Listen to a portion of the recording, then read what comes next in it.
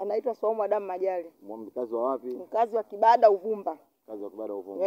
Umeshatimiza haki yako? Sana, yani tayari nishamaliza muda mrefu. Kila kitu hichi hapa. Mambo yako lele. Tunawashauri wenzetu ambao hawajafika wafike kwa sababu hakuna tatizo lolote, hakuna matatizo. Yani tuko shwari. Yani leo hali iko nini? Shwari. Kama unavyoona hali ya hewa imetulia. Amani imetawala. Hata kama una mtoto wako unatembea naye kila kitu. Kiasi kwamba yani tunafurahi leo. Yani leo ni amani kabisa.